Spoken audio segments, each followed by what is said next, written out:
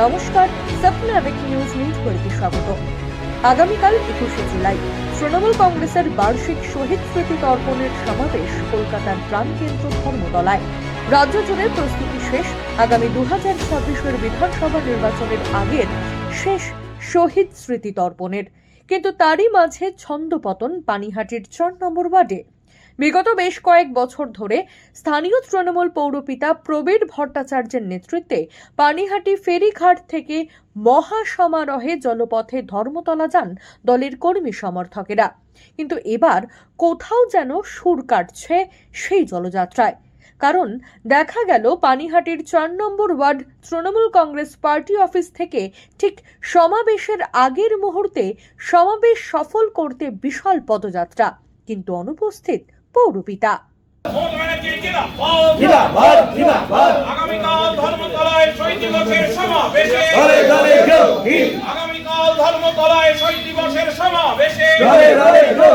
শহীদের রক্ত হবে না তো ব্যর্থ, শহীদের রক্ত হবে না তো ব্যর্থ, বীর শহীদের রক্ত হবে না তো ব্যর্থ, অমর শহীদ তোমায় আমরা ভুলিনি, ভুলবো না, ভুলিনি, ভুলবো না। আর 7 নিউজের মুখোমুখি হয়ে স্থানীয় তৃণমূল নেতা পার্থপাল পৌরপিতাকে যেন চেনেন না, এমন ভঙ্গিতেই জানিয়ে দিলেন তারা কোনো জলপথে ধর্মতলা যাচ্ছেন না।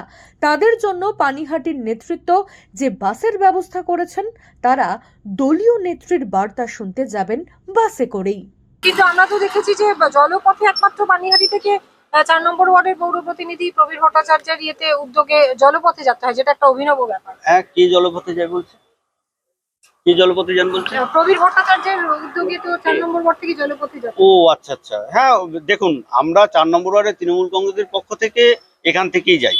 এবারে ধর্মতলার জনসভাতে যে যেভাবে পারে সেভাবে যায়। তাতে কেউ জলপথে, কেউ স্থলপথে, কেউ নিজস্ব গতিতে গাড়িতে যদি কেউ গিয়ে থাকে সেটা তাদের ব্যাপার।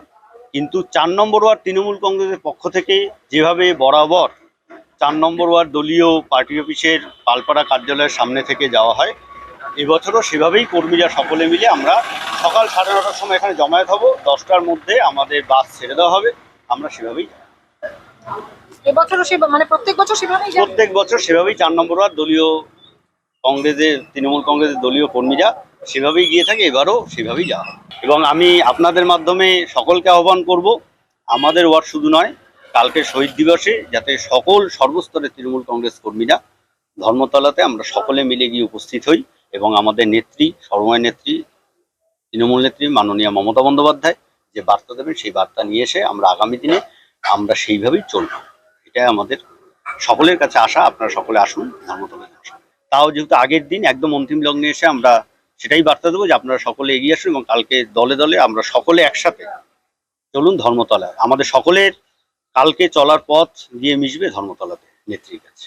21শে জুলাইয়ের সমাবেশ সফল হোক চাইছেন তৃণমূলের সবাই, কিন্তু তার মাঝে দলীয় কর্মী ও পৌরপিতার এই দূরত্ব কিন্তু বিধানসভা ভোটের আগে মোটেই ভালো বার্তা দিচ্ছে না পানিহাটির 4 নম্বর ওয়ার্ডে। শ্যামল পাল ও গৌতমীনাথ, স্বপ্না নিউজ, পানিহাটি। সমস্ত খবরের আপডেট জানতে লাইক করে সাবস্ক্রাইব করুন স্বপ্না নিউজ। সেই সঙ্গে বেল বাটন প্রেস করতে ভুলবেন না। আপনাদের একটা সাবস্ক্রিপশন আমাদের জন্য অত্যন্ত মূল্যবান। একই সঙ্গে ফলো করুন আমাদের হোয়াটসঅ্যাপ চ্যানেলটিও। জয় হিন্দ।